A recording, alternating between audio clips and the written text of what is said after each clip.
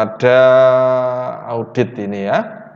Nah, untuk mengingat terkait dengan sifat pemeriksaannya ya, kita mengetahui bahwa auditing adalah, perhatikan, sebuah proses sistematis untuk secara objektif mendapatkan dan mengevaluasi ya bukti mengenai pernyataan perihal tindakan dan transaksi yang bagaimana? Yang bernilai ekonomi, untuk memastikan tingkat kesesuaian antara pernyataan tersebut dengan kriteria yang telah ditetapkan, serta mengkomunikasikan hasil-hasilnya pada para pemakai yang berkepentingan. Ini auditing ya.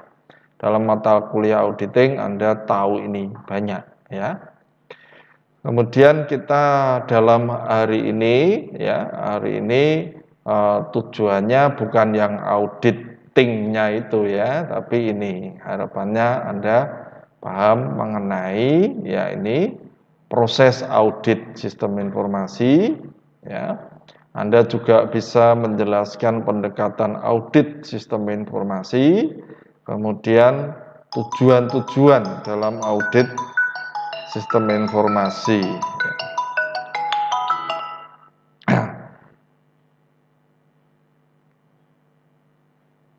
Ya, maaf sebentar ya.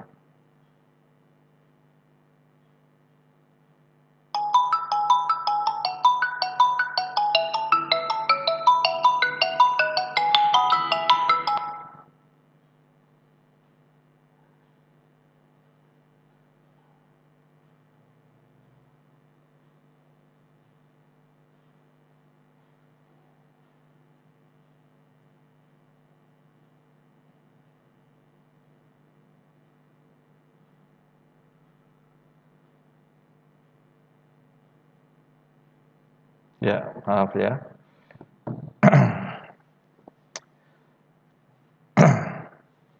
Jadi kembali ke sini ya, ada masuk sebentar tadi telepon, maaf. Oke, saya lanjutkan. Jadi harapannya nanti justru ke audit sistem informasinya ya. Jadi kita tidak terlalu bahas mengenai audit, tetapi saya harus menampilkan dahulu seperti apa itu audit. Ya. Nah, terkait dengan sifat pemeriksaan tadi, terkait dengan auditing ya, itu membutuhkan pendekatan langkah per langkah ya, yang dibentuk dengan perencanaan teliti serta pemilihan dan pelaksanaan teknik yang tepat dengan hati-hati. Keterlibatan audit yaitu mengumpulkan, meninjau, dan mendokumentasikan bukti audit. Kemudian standar audit internal ya, ini kalau menurut ini yang sering dipakai ya untuk di Amerika juga. Tujuan dari audit internal adalah untuk mengevaluasi kecukupan dan efektivitas sistem pengendalian internal perusahaan. Ya, kecukupan ya dan efektivitas sistem. Juga menetapkan keluasan dari pelaksanaan tanggung jawab yang benar-benar dilakukan. Ya. Kemudian perhatikan ada standar-standar audit internal ini, ada ya tanggung jawab auditor internal itu seperti apa. Saya ini agak cepat ya, karena materinya cukup banyak. Yang pertama, melakukan tinjauan atas keandalan dan integritas informasi operasional dan keuangan, serta bagaimana hal tersebut diidentifikasi, diukur, diklasifikasi, dan dilaporkan. Ya. 2. Menetapkan apakah sistem telah didesain untuk sesuai dengan kebijakan operasional dan pelaporan, perencanaan, prosedur, hukum, dan peraturan yang berlaku. Ya, ini ada 5. Yang ketiga, melakukan tinjauan mengenai bagaimana aset dijaga, dan memverifikasi keberadaan aset tersebut. Ya, ini saya sudah sampaikan tadi ya. Nanti kalau memang materinya Anda tidak bisa ikuti ya, tapi saya rasa bisa lah nanti tonton lagi kalau pengen betul-betul mempelajarinya. Ya, ini kan presentasinya bisa Anda ulang lagi nanti ya. Yang keempat, mempelajari sumber daya perusahaan untuk menetapkan seberapa efektif dan efisien, ya, efektif dan efisien yang digunakan ya, yang mereka gunakan ya. Waktu kalimatnya mereka digunakan ya. Sedikit ketiganya sedikit gak pas ya. Melakukan tinjauan atas operasional dan program perusahaan untuk menetapkan apakah mereka telah dilaksanakan sesuai dengan rencana dan apakah mereka dapat memenuhi tujuan-tujuan mereka. Ini standar audit internal. Nah, jenis-jenisnya di dalam audit internal, ya ini kita sudah mulai masuk ya. Jadi jenis-jenis kegiatan audit internal ada 3, audit keuangan, audit sistem informasi, audit operasional atau manajemen. Ya, audit keuangan, audit sistem informasi, sama audit operasional atau manajemen.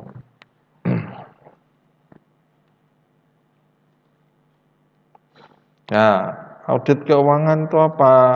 Audit keuangan itu memeriksa keandalan dan integritas catatan-catatan akuntansi, baik informasi keuangan dan operasional. Jadi itu ya. Yang selanjutnya audit sistem informasi. Ya, ini menjadi pokok bahasan kita ya. Ini melakukan tinjauan atas pengendalian SIA untuk menilai kesesuaiannya dengan kebijakan dan prosedur pengendalian serta efektivitas dalam menjaga aset perusahaan.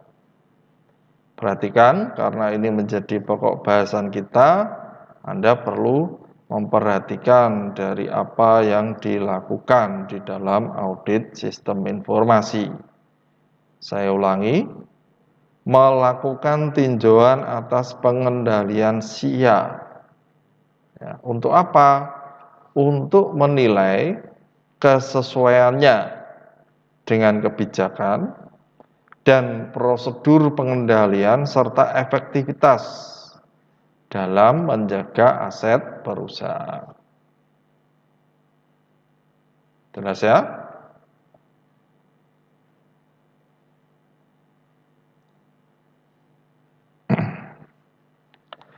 Jenis-jenis audit internal. Ini jenisnya tadi sudah ya.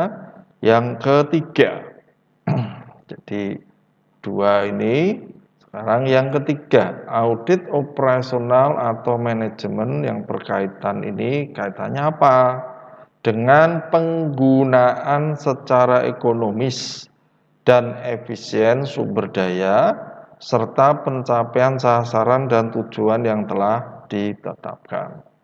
Jadi ada 3, kita nanti lebih kepada audit sistem informasi. Ya, oke, jelas ya? Ya. Sekarang kita melihat secara umum ya, ini tinjauan menyeluruh proses audit. Proses audit itu bagaimana? Ya. Seluruh audit menggunakan urutan kegiatan yang hampir sama, ya, hingga dapat dibagi ke dalam 4 langkah. Ini langkah-langkahnya ada 4 ya.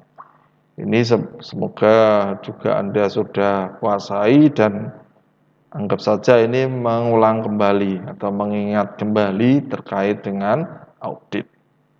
Langkahnya yang pertama merencanakan, ya, mengumpulkan bukti audit, mengevaluasi bukti, dan mengkomunikasikan hasil audit. Jadi merencanakan, mengumpulkan bukti, mengevaluasi, terus mengkomunikasikan hasil audit. Ya. Selanjutnya kita perhatikan ya, ada beberapa kalau di satu-satu gitu ya, satu-satu kalau mau dijelaskan ya, semoga nanti Anda mendapatkan atau mengingat kembali.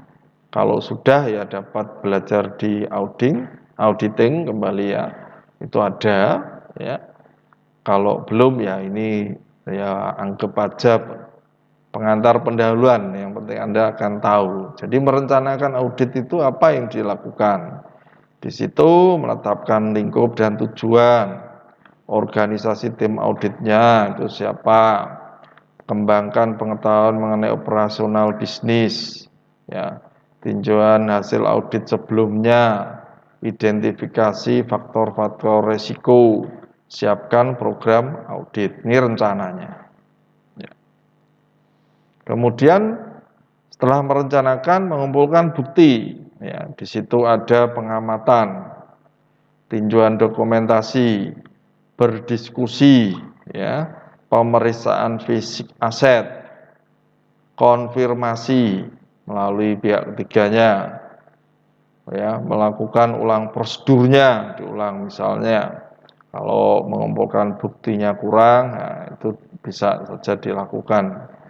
Pembuktian dengan dokumen sumber, ya, bukti-buktinya ya, Anda sudah paham itu ya, berkasnya terutama kalau hubungannya dengan keuangan ya, nota-nota, kwitansi dan lain sebagainya, itu faktur-faktur ya, faktur jualan, pajak semuanya, ada dokumen sumbernya.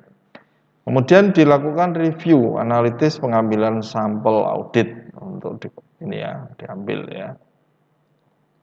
Kemudian mengevaluasi bukti audit. Apa saja? Dia mengevaluasi kualitas, keandalan informasi, kinerja operasional, untuk mempertimbangkan kebutuhan ya. Misalnya ada bukti-bukti tambahan, pertimbangan faktor-faktor risiko, pertimbangkan faktor-faktor materialitas, dokumentasi penemuan-penemuannya. Ini dievaluasi. Nah, oke, saya percepat yang kaitannya ini. Mengkomunikasikan hasil audit dan mempromosikan kesimpulan audit. Jadi dikomunikasikan kesimpulannya seperti apa. Membuat rekomendasi bagi pihak manajemen, mempersiapkan laporan audit, menyajikan hasil audit ke pihak manajemen. Oke ya. Ya, sekarang kita masuk ke audit sistem informasi. Itu tadi keseluruhan ya. Sudah dapat mata kuliah auditing ya? Halo? Maaf, tolong dicat. Sudah dapat mata kuliah auditing atau belum ya? Halo?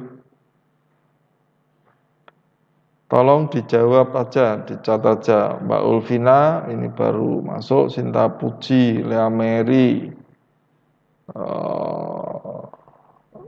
Ainatun, apa ini? Nafisah ya. Prastio Anggoro, Eka Ajeng. Ya. Sudah dapat mata kuliah auditing belum ya?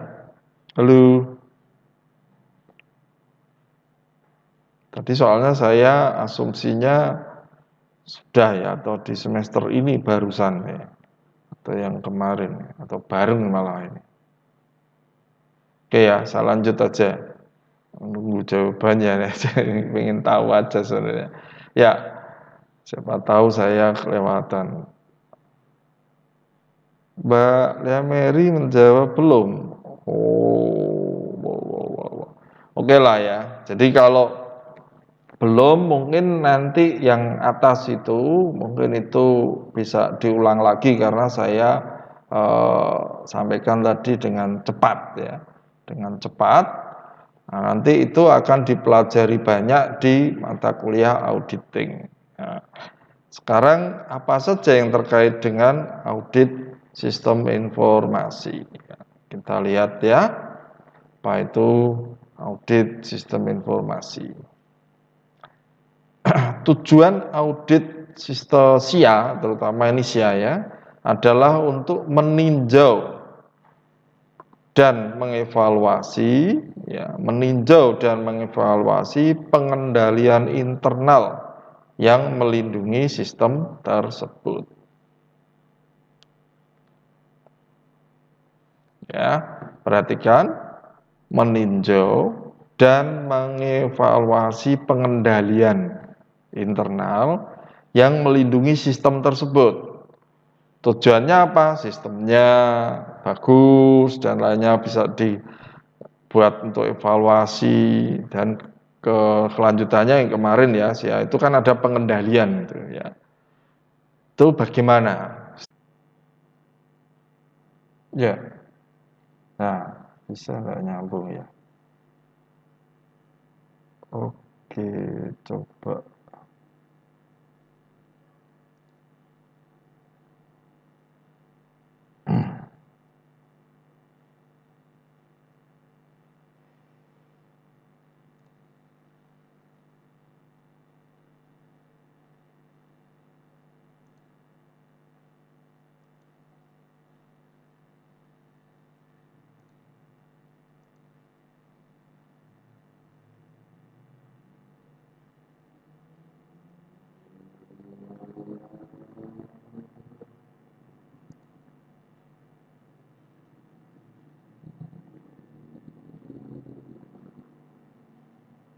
Ya, udah bisa nyambung ya? Ya, oke, oke.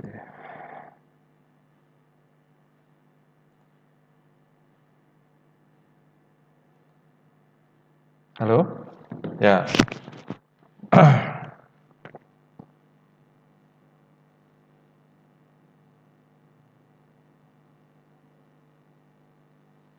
Ya, udah bisa nyambung kembali ya.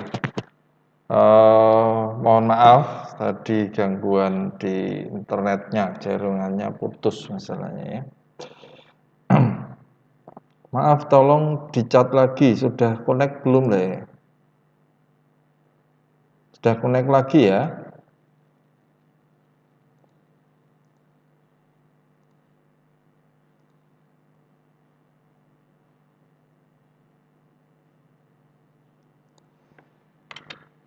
Maaf, tolong dicat ya.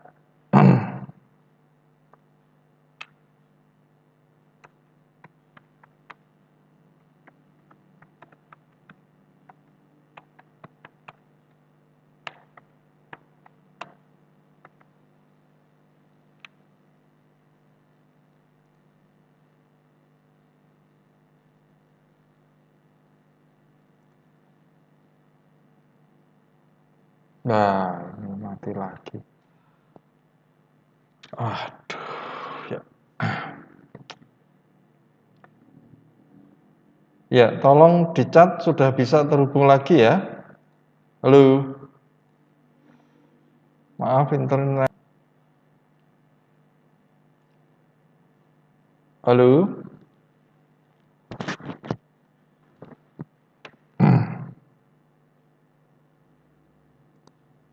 terus lagi ya. Kan tidak ada data ini.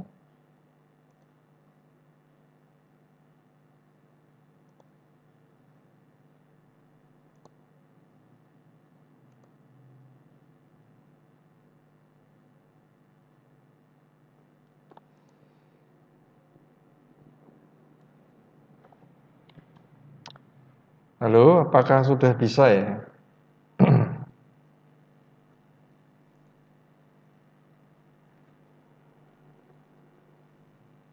Nah, aduh.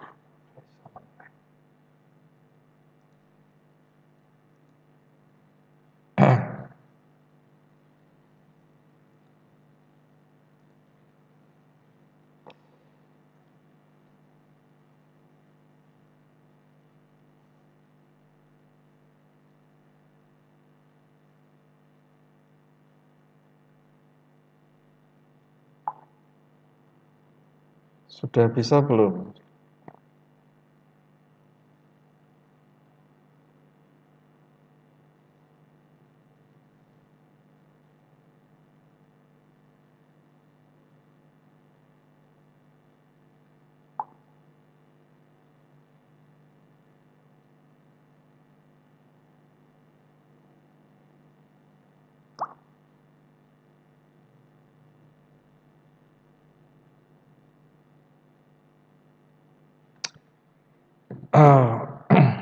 Halo, udah ya?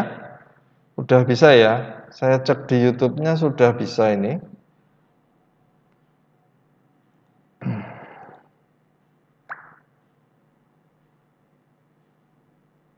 Tapi kok tidak bisa menerima ya. Oke, coba kalau saya seperti ini.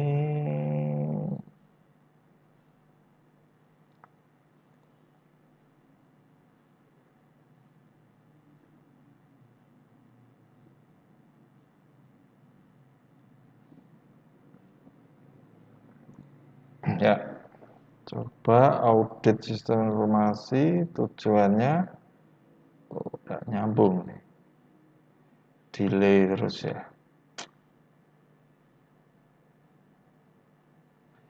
Oke ya, baik. Saya coba dahulu ini, saya perbaiki datanya. Sama internetnya ini saya tidak tahu ini kenapa ini. Ini saya kalau tidak bisa ya berarti nanti materi tetap saya kirim via WA ya. Via WA, internetnya masalah ini.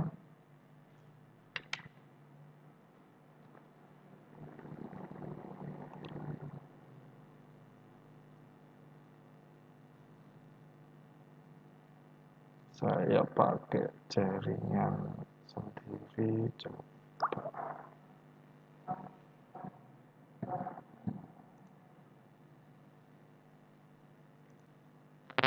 Ya, oke, sudah nih.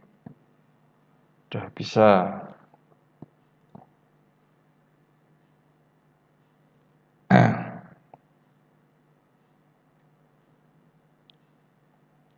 Saya lanjutkan ya. Halo.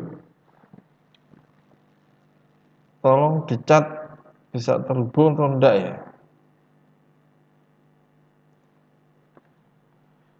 Sudah terhubung.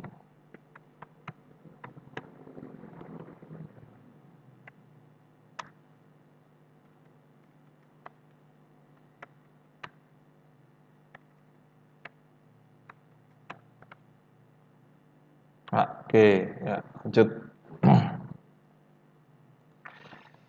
Baik, saya lanjutkan. Mohon maaf ini ya, karena masalahnya saya tidak tahu. Ya, oke. Lanjut. Ya, saya lanjutkan ya. Jadi tujuan audit sistem informasi yang pertama tadi perlengkapan keamanan, yang melindungi perlengkapan komputer. Jadi tinjauan audit ini secara keseluruhan dia meninjau, mengevaluasi pengendalian internalnya. Ya. Jadi di samping mengevaluasi, kemudian dilihat ya, sistemnya bagaimana, terlindungi atau tidak. Ya. Baik, ketika melaksanakan audit sistem, ya, para auditor dia harus memastikan ini. Jadi tujuan-tujuannya seperti ini. Ini tujuan-tujuan audit sistem informasi, ya, yang ingin juga dipastikan oleh auditor. Yang pertama, perlengkapan keamanan, melindungi ya, perlengkapan komputer, program, komunikasi, dan data dari akses yang tidak sah. Akses yang tidak sah, modifikasi atau penghancuran. Ya. Kemudian pengembangan dan perolehan program dilaksanakan sesuai dengan otoritasi khusus dan umum dari pihak manajemen. Ini tujuannya. 3. Modifikasi program dilaksanakan dengan otorisasi dan persetujuan pihak manajemen. 4. Pemrosesan transaksi, file, laporan, dan catatan komputer lainnya telah akurat dan lengkap. Ya. Ada beberapa tujuan, ini yang keempat. Yang kelima, 12. Data sumber yang tidak akurat atau yang tidak memiliki otorisasi yang tepat, ya, diidentifikasi dan ditangani sesuai dengan kebijakan manajerial yang telah ditetapkan. Ya, jadi harus kalau tidak cocok ya harus diidentifikasi, ditangani. Ya. Kemudian yang keenam, file data komputer telah akurat, lengkap, dan dijaga kerahasiaannya. Ini yang penting ya, jaga kerahasiaannya. Oke, ini sangat penting ya, karena dalam audit juga jangan sampai sistemnya itu diketahui oleh pihak lain dan lainnya, ini juga perlu ya, file data komputernya ini ya. Baik. Selanjutnya kita akan melihat pendekatan audit ya. Pendekatan audit itu seperti apa? Ya, berdasarkan risiko. Nih, ada beberapa pendekatan ya. Pendekatan berdasarkan risiko untuk audit memberikan para auditor pemahaman yang jelas atas kesalahan dan beraturan maksudnya ya. Jadi atau benturan juga yang dapat terjadi dan risiko serta penyingkapan yang terkait. Jadi kalau kita mempunyai data ya, ini kalau kita pemahaman atau ada kesalahan atau ada konflik ya istilahnya ya, bisa entah itu bisa dengan arti tidak beraturan ya, atau masalah-masalah kesalahan-kesalahan itu jangan sampai terjadi ya. Kemudian pemahaman atas hal ini memberikan dasar yang kuat untuk mengembangkan rekomendasi pada pihak manajemen mengenai bagaimana sistem pengendalian SIA yang harus ditingkatkan. Jadi kalau dia melihatnya ini resikonya berat dan lainnya, ini dikasih penjelasan ya. Kemudian untuk pengendalian berdasarkan risiko ini juga ya, yang paling sering ini ada 4 pendekatan ya, ada tahap evaluasi pengendalian internal ya, pendekatan 4 tahap evaluasi ya, ada 4. Yang pertama nanti ditentukan ancaman-ancaman yang dihadapi SIA ya, ini pendekatannya seperti ini. Yang kedua, melakukan identifikasi prosedur pengendalian. Ini diimplementasikan untuk meminimalkan setiap ancaman. Ya, dengan mencegah atau mendeteksi kesalahan dan ketidakberaturan. Jadi kalau tidak beraturan ya, itu dicari kesalahannya juga. Jadi ancaman-ancamannya itu apa? Identifikasi. Kemudian yang ketiga evaluasi. Evaluasi prosedur pengendalian. Jadi prosedurnya juga dievaluasi. Kemudian evaluasi kelemahan. Ya, kesalahan dan tidak beraturan tadi terungkap atau apa ya, masih karena kelemahan atau bagaimana? Yang mana itu? Dari ketiga itu, apakah karena kesalahan-kesalahannya ditemukan karena apa ya? Kemudian ada juga yang tidak terungkap, itu ini karena ini ya, kelemahannya ini. Kemudian prosedur pengendaliannya dengan demikian penting supaya tidak terjadi atau tidak terulang kembali. Ya. Ini pendekatan ini sering digunakan ya. Jadi penting bagaimana untuk melihat dari risiko atau ancaman-ancamannya. Ya. Nah, untuk membuat ini ya, kerangka-kerangka untuk audit ini ya, keamanan komputer ini terkait dengan tujuan pertama yang di awal tadi ya. Jadi untuk audit keamanan komputer ya, ini kita harus paham dulu. Jadi paham dulu. Ini keamanan komputernya ya. Yang pertama ini terkait dengan tujuan 1 ya, masih tujuan 1. Seorang auditor dia harus memahami kesalahan-kesalahan dan tahu penipuan-penipuannya. Ya. Kalau untuk komputernya ya, yang jelas-jelas itu ya, jelas-jelas itu fisik ya, kalau komputernya bisa jadi perhatikan ini pencurian atau kerusakan yang tidak disengaja atas hardware dan file. Ya, ini perlu diperhatikan. Kehilangan bisa dicolong itu ya, pencurian atau akses tidak sah ke program juga bisa. Ya, file data dan sumber daya sistem lainnya. Ya. Kalau ini berarti masuk. Ya, masuk.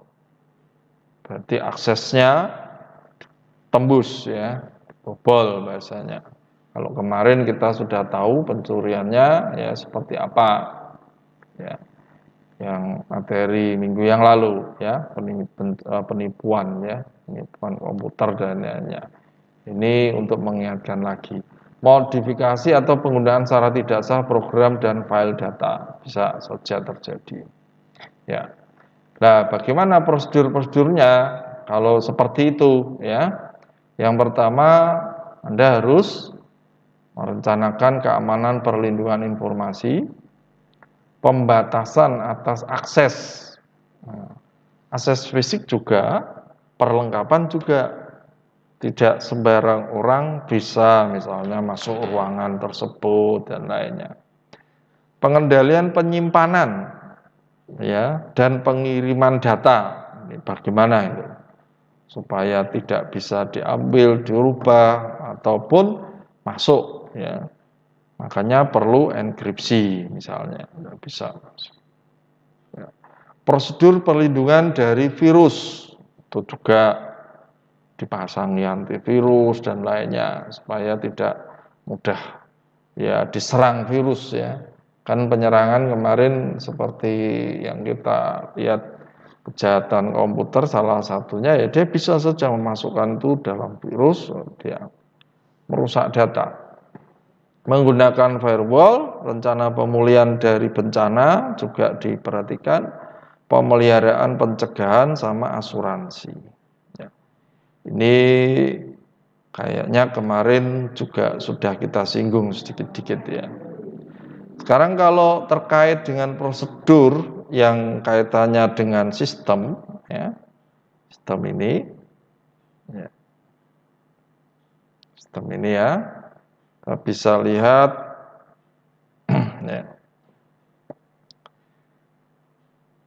menginspeksi lokasi komputer di mana, wawancara dengan personel sistem informasi mengenai prosedur keamanan, meninjau kebijakan dan prosedur, ya.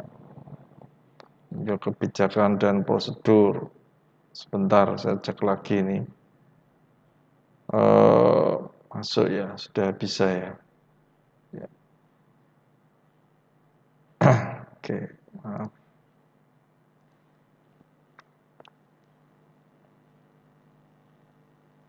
Jadi ini yang masalah siakatnya ini kayaknya ya.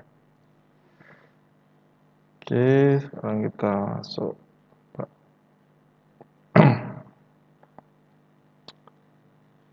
Kembali ke sini. Jadi ini menginspeksi ya. Ya. Oke, sudah bisa tersambung. Saya lanjutkan ya. Jadi ini meninjau juga kebijakan dan prosedur. Selanjutnya memeriksa kebijakan asuransi apabila terjadi bencana, ya. Memeriksa daftar akses sistem, memeriksa rencana pemulihan dari bencana, ini juga.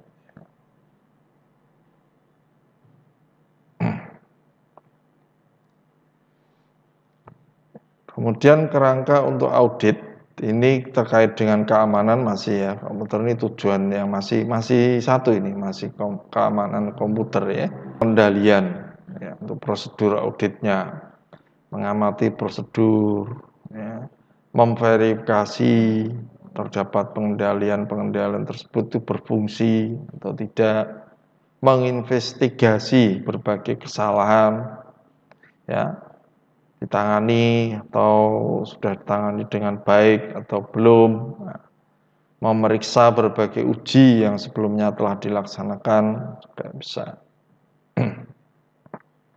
Ya. Kemudian pengendalian pengimbang, ya. Kebijakan yang baik dalam hal personalia ini, penggunaan pengendalian secara efektif sama pemisahan pekerjaan yang tidak boleh disatukan. Jadi pekerjaan itu ada wewenangnya. Jangan sampai kita setiap pegawai mempunyai beberapa pekerjaan dan wewenang yang banyak. Ya, ini harus dipisah-pisah. Ya, karena semakin banyak wewenangnya nanti lebih mereka akan lebih mudah untuk melakukan kejahatan ataupun melakukan hal-hal yang rekayasa ya, itu ya seperti itu. Jadi harus dipisah-pisah. Ya. Kalau pengen aman, gitu ya. Jenis-jenis kesalahan ini untuk audit pengembangan program ya. Tadi kalau yang pertama itu terkait komputernya dan ya semua yang terkait. Ya. Sekarang kita ke pengembangan. Ya. Ini tujuan kedua. Tujuan pertama adalah keamanan komputer. Tujuan kedua ini pengembangan. Ya. Yang perlu diperhatikan di dalam kesalahan penipuan ini karena kesalahan pemrograman. Bisa kode program yang tidak sah. Ini yang perlu diperhatikan. Ya. Jadi ini pengembangnya, programmernya ini yang perlu dibetulkan. Ya. Programmernya.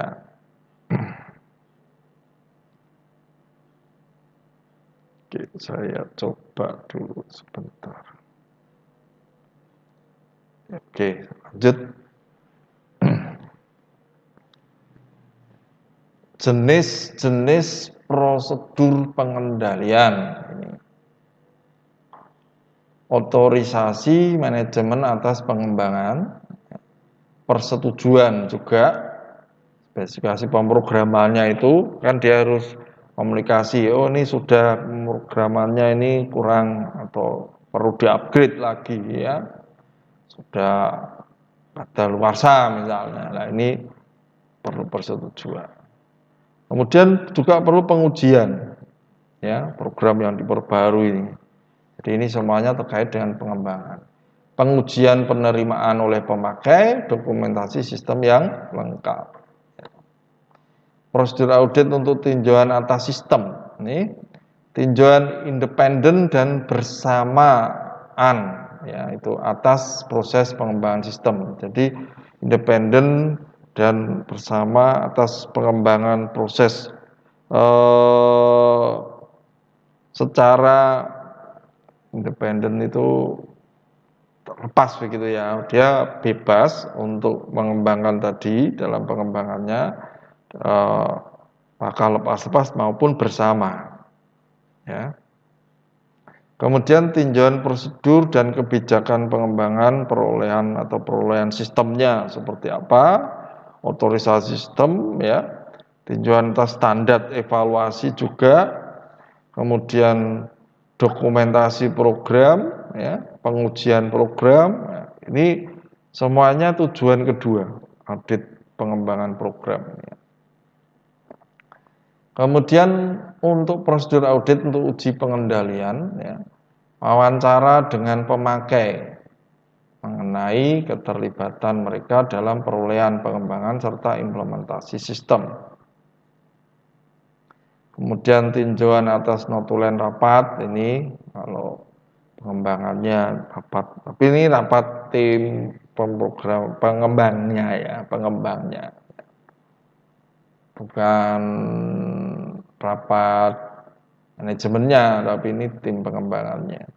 Memverifikasi poin-poin penting penolakan manajemen dan memakai dalam proses pengembangan, dievaluasi. Tinjauan atas spesifikasi pengujian, data uji, dan hasil pengujian sistem.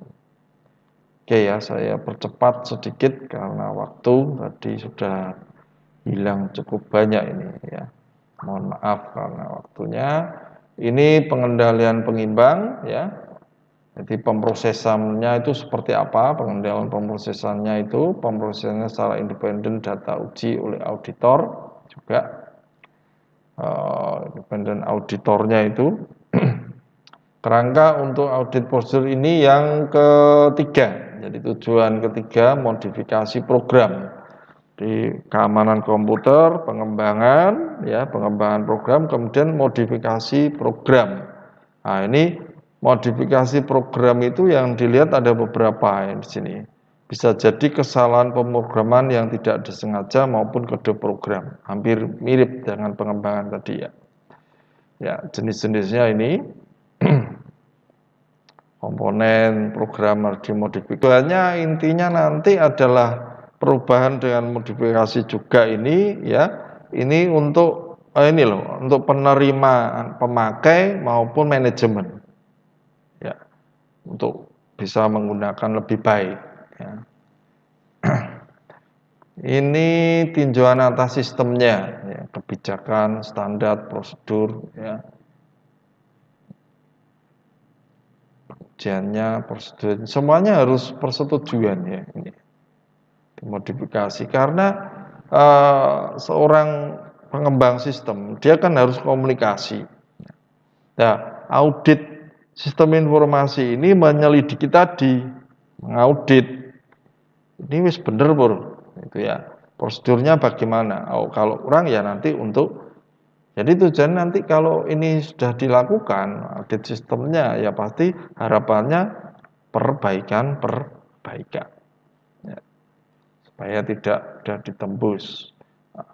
Untuk modifikasi program ini sama ya, verifikasi pemakai, keterlibatannya ya, poin-poin penting.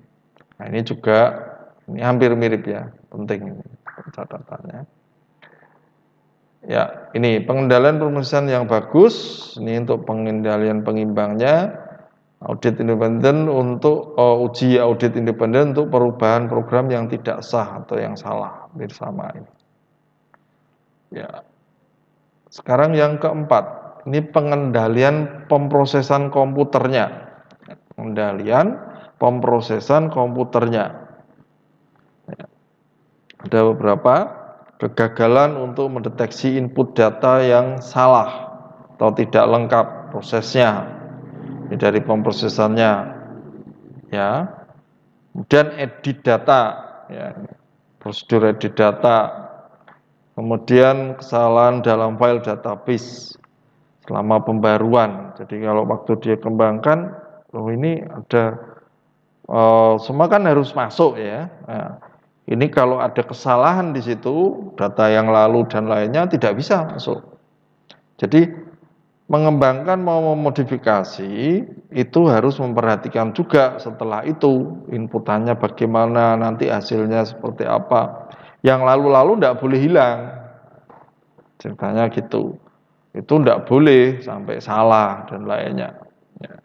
Kemudian prosedur pengendalian. Ini rutinitas edit data ya.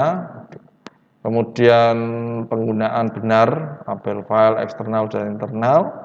Prosedur perbaikan kesalahan yang efektif. Daftar dan ringkasan perubahan file yang disiapkan untuk tinjauan pemakai. Ya.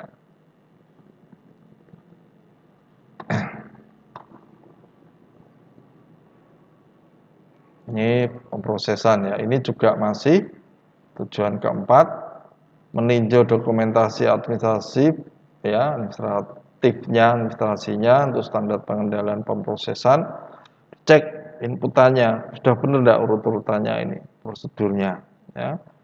Salinan daftar kesalahan nanti akan dicek ya, termasuk total batch-nya, daftar perubahan filenya, ya. Ini dicek semua. Jadi, pemrosesannya bukan hanya setelah dikembangkan itu pemrosesannya bagaimana, dicek lagi, ya. Oke, ini juga masih masuk ke tujuan keempat, pemrosesan ya. Untuk uji pengendalian, untuk penguji pengendalian di sana evaluasi kecukupan dan kelengkapan pengendalian edit data, ya. Semuanya ini, part-partnya ini. Pengaturan kesalahannya dilihat sampel kesalahannya ya, Mas. Kemudian mengawasi sistem pemrosesan online dengan menggunakan teknik audit bersamaan. Ini juga mengawasi sistem pemrosesan online dengan menggunakan teknik audit bersamaan. Untuk pengendalian pengimbang, ya, ini diperhatikan pengendalian yang kokoh terhadap pemakai sama pengendalian data sumber yang efektif. Ya. Oke, sekarang yang kelima. Ini kita juga perlu melihat pengendalian untuk data sumber. Jadi ini yang kelima ya, yang terakhir. Aduh, balik meneh. Ya. Biasanya jenis-jenis kesalahannya itu data sumbernya tidak akurat, data sumbernya tidak sah, gitu misalnya. Kemudian jenis-jenis prosedur pengendalian, ya, otorisasi pemakai atas input data sumber, ya. Penanganan input data sumber secara efektif, ya. Ini juga kemudian pengendalian data ini oleh personilnya, orangnya. Jadi kalau ya ini penting juga ya, tentu ada pelatihan ya untuk personil ini ya, personilnya. Kalau dia tidak menguasai ya pasti sering salah ya, sering salah. Mendaftar penerimaan perpindahan dan pemrosesan input data sumber, ini penggunaan dokumen yang dapat dikirim kembali. Ini beberapa hal yang harus diperhatikan dalam prosedurnya. Kemudian tinjauan sistem, ya, meninjau dokumentasi, ya, dokumentasi pengendalian datanya, semua ini terkait dengan dokumentasi sistem akuntansinya, ya. Oke, mungkin ini yang terkait dengan hal-hal yang harus Anda perhatikan ya untuk pengendalian data sumbernya. Sekarang yang terakhir ini ya, untuk prosedur audit uji pengendalian. Ya, prosedur audit untuk uji pengendalian. Setelah dilakukan tadi ya, sekarang diuji. Oh, ini sudah betul kok inputannya. Ini harus diuji. Dievaluasi jalannya departemen pengendalian datanya seperti apa, jangan sampai data yang masuk itu keliru, sehingga sampel-sampel datanya dicobai, dijajal, oh ya hasilnya betul gitu ya. Ya. Pengimbangnya ya berarti pemrosesannya juga ya, orangnya juga, jadi, pemakainya, jadi kemampuan, kemahiran, keahlian orang yang menggunakan ya personilnya itu.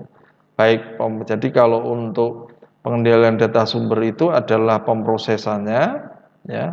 Jadi sumbernya diproses dengan baik dan hasilnya juga orangnya. Nek sering salah ya repot. Gitu ya. Oke, ini yang kelima, tujuan terakhir yang kelima. Sekarang untuk tujuan yang keenam, karena ada 6 tujuan ya. Pengendalian file, ini biasanya yang terakhir ini ya tugas dari pembuat sistem itu betul-betul paham ini ya. Jadi kalau dia sudah, ini terkait dengan penyimpanan soalnya ya. pengendalian file data ini terkait dengan penyimpanan. Juga ada hubungannya kalau ada yang tidak sah, ya, disimpan, tidak perlu disimpan. Jadi kalau data tersebut harus disimpan, data tersebut harus dihancurkan, ya, tidak boleh orang tahu. Nah, itu di sini. Jadi jangan sampai kalau pencurian ini harus betul-betul dilindungi, ya itu gasnya itu ya. Atau kalau dalam hal yang rahasia tadi harus dibuang atau dihancurkan, jangan sampai didapat oleh orang lain misalnya juga harus. Nah, jadi jangan sampai ada sabotase sama vandalisme ini, tindakannya sengaja gitu ya, jangan sampai. Jenis-jenis pengendaliannya sama, jadi kalau pengendalian pembaharuannya itu dilakukan bersamaan, bagaimana? Ya, label file, mekanisme ketika untuk memproteksi ya, atau mengcopy ulang, ya. Ya, bisa software, perlindungan virus, ya, semuanya. Ini terkait itu, kalau peninjauan terhadap sistem, memeriksa rencana pemulihan. Jadi kalau misalnya ada bencana, ada kerusakan, ada hal sampai hilang, itu pemulihannya bagaimana?